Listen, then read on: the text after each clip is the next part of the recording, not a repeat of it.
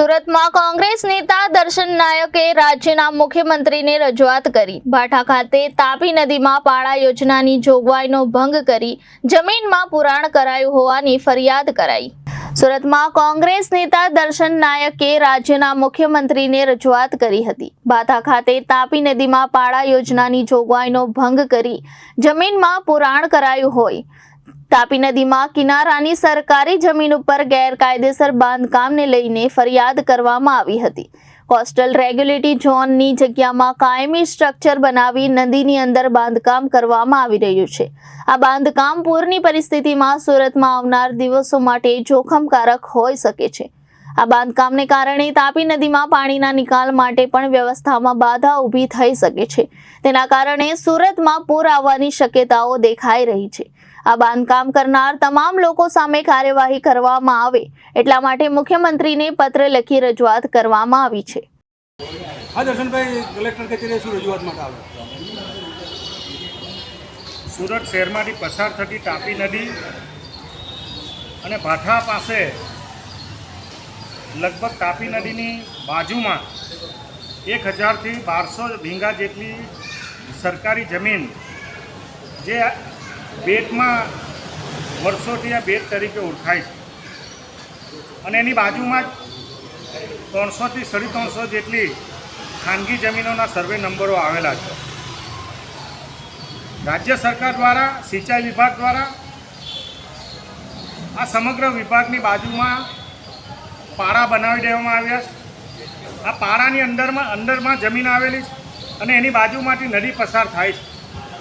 ભૂતકાળમાં જ્યારે ચોમાસા દરમિયાન વરસાદી પાણી આવે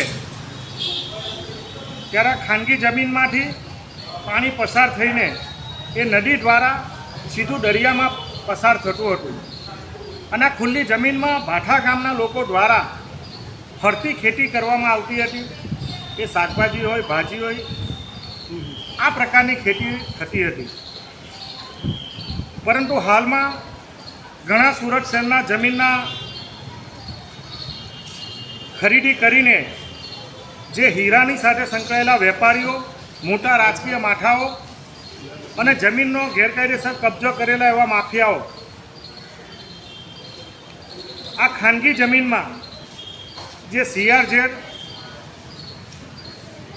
અને એના ચોક્કસ નીતિ નિયમો હોય છે એમાં ડ્રેજિંગ થતું નથી, ખોદાણ થતું નથી, કાયમી સ્ટ્રક્ચર બનાવવામાં આવતા નથી, રોડ બનાવવામાં આવતા નથી, પુરાણ કરવામાં આવતું નથી। તે છતાં પણ હાલમાં આ જગ્યાએ તમામ પ્રકારની આ કામગીરી કરવામાં આવે છે। એ આવનારા દિવસોમાં સુરત શહેરના હિત માટે ગંભીર બાબત છે। જે રીતે નદી ધીરે ધીરે 4 થી 5 લાખ ક્યુસેસનું પાણીનું વહન કરતી હોય અને આ જગ્યાથી સુરત શહેરમાં વરસાદી પાણી આમાંથી પસાર થતું હોય, આ ભાઠા ગામની બાજુમાંથી જ આ જગ્યાઓમાંથી ત્યાં જો આવનારા દિવસોમાં કાયમી પુરાણ કરવામાં આવશે, કાયમી સ્ટ્રક્ચર ઊભું કરવામાં આવશે, રોડો બનાવવામાં આવશે તો તેનાથી આવનારા દિવસોમાં પૂર આવવાની શક્યતા રહેલી છે। 2006માં જે ભટ્ટ કમિશનનો જે રિપોર્ટ હતો એ અનુસંધાનમાં આ જગ્યાએ પણ પાણી ભરાવાના કારણે સુરત શહેર આવનારા દિવસોમાં પૂરમાંથી બચશે એ પ્રકારનો રિપોર્ટ પણ આ ભટ્ટ કમિશનમાં બતાવવામાં આવ્યો છે આ જગ્યાનો।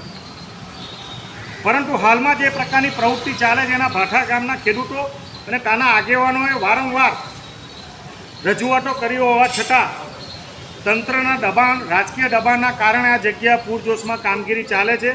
સમગ્ર બાબતમાં જ્યારે ખેડૂતો મને મળવા આવતા આજે સમગ્ર હકીકતથી વાકેફ કરીને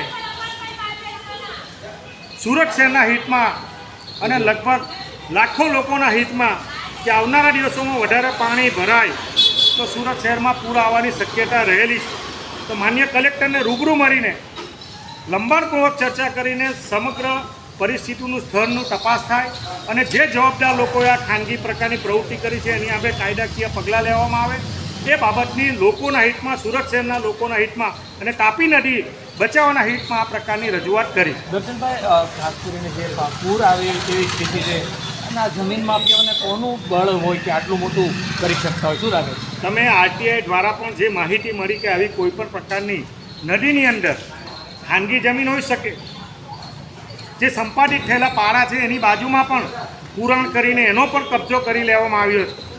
એટલે કેટલા મોટા માથાઓ હશે કે જે નદીની અંદર સરકારી જમીનની ઉપર આવું કાયમી સ્ટ્રક્ચર પુરાણ ડ્રેજિંગ કરીને જે બેટની જમીનમાંથી માટી કાઢીને આ દડામાં પુરાણ કરીને સમથર કરીને આવનારા દિવસોમાં સુરત અને ખાસ કરીને અડાજણ પાલો જે વિસ્તાર છે સમગ્ર વિસ્તારમાં જો વરસાદ વધારે પડે અને પાણીનું વહન ક્ષમતા જ્યારે રેલ આવવાની પરિસ્થિતિ હોય ને મોટું પાણી છોડવામાં આવે તો નદીમાં પાણી ન ભરાયેલું ન રહે અને સીધું એ બીજા માર્ગે સુરત શહેરમાં આવે એવી શક્યતાઓ દેખાઈ આવે છે। એના અનુસંધાનમાં લોકહિતમાં રજૂઆત કરવા। Reporter Arvind Rathod, Janadesh news, Surat.